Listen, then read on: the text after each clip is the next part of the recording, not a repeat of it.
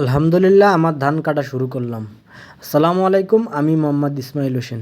গত একদিন আগে থেকে আমার ধান কাটা শুরু করছে, এখনও ইনশাল্লাহ 4-5 দিন শুধু কাটতেই লাগবে। দেখতে পাইলেন যে আমি যে জমিটাতে ধান বাঁধতেছিলাম, এই জমিটা আমাদের প্রথম সবার আগে রোপণ করা ছিল। আর এটাই বাঁধা শুরু করার এখনও শুরু উপযুক্ত হয় নাই। আজকে হয়তো বা আমার ওই জমিটা বাঁধা লাগবে, কিন্তু ওইটা আমি কালকে বাঁধতেছিলাম। আমার ওই জমির সাইডে আমার আরও অনেক কিছু সবজি লাগানো আছে, তো সেখানে পানি দিতে সমস্যা হচ্ছে, যার জন্য কাঁচা ধান হইলেও আমি বাঁধা শুরু করছি। আর এই যে দেখতে পাচ্ছেন আমি এখানে ধান কাটতেছি, আব্বুর সঙ্গে হেল্প করতেছিলাম। আমার অফিসে ছুটি, সে সুবাদে 10 দিন বাড়ি ছিলাম, এই জন্য যতটুকু পারা যায় কাজ করার চেষ্টা করছি। আর বাড়িতে যখন থাকি তখন কোনো না কোনো কাজ করি।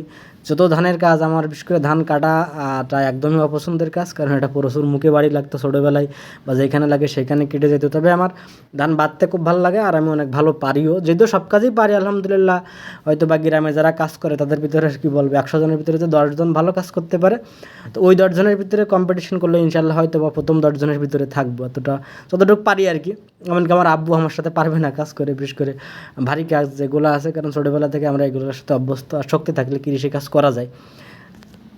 আর যেহেতু অনেক আগে থেকে করি, ছোটোবেলা থেকেই আব্বু কম বেশি শিখাইছে, এই জন্য বাড়িতে যখন যাই তখনই হেল্প করার চেষ্টা করি। আর আলহামদুলিল্লাহ ধান অনেক ভালো হয়েছে।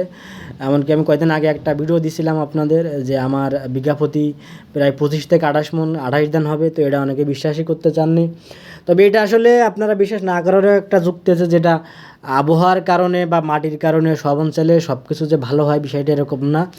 যেমন লবণাক্ত পানিতে বা লবণাক্ত মাটিতে কিন্তু আপনার আমাদের অঞ্চলেই ধান খুব খারাপ হয়, 28 ধান এত বেশি ভালো হয় না।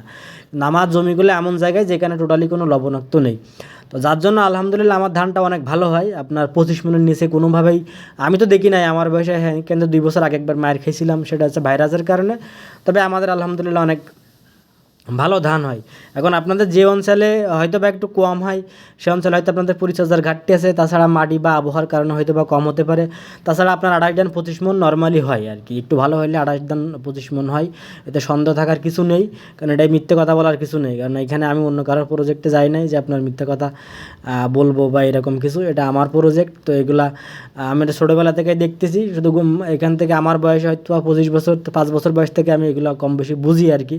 তো সেইখানে আমি 1 বছরই দেখছি আমাদের ধান খারাপ হইতে। এইখান থেকে আপনার 1 বছর মতো আগে খারাপ হয়েছিল ধান। এই তাছাড়া আমার বয়সে আমি তেমন ধান খারাপ হতে দেখি না। আর দেখতে পাচ্ছেন আমার পিছনে যে সবজিগুলো আছে, ওইখানে পেঁপে গাছ, তারপরে পটল গাছ, আপনার এই যে ঝিঙ্গা বা ধুন্দুল যেটা বলেন, এগুলো পানি দিতে সমস্যা হচ্ছে, যার জন্য এই ধানগুলো এখন বাঁধা শুরু করছি। এগুলো উড়ানোর পরে এখানে আমরা পানিটা খুব সহজভাবে দিতে পারবো। তবে আলহামদুলিল্লাহ আমার ধান অনেক ভালো হয়েছে। আপনাদের এলাকায় কেমন ধান হয়েছে কমেন্ট করে অবশ্যই জানাবেন। আর কি কোথা থেকে দেখছেন, কার এলাকায় কেমন ধান হয়েছে, এই কমেন্টগুলো ইনশাল্লাহ করবেন, তাইলে ভালো লাগবে আর কি।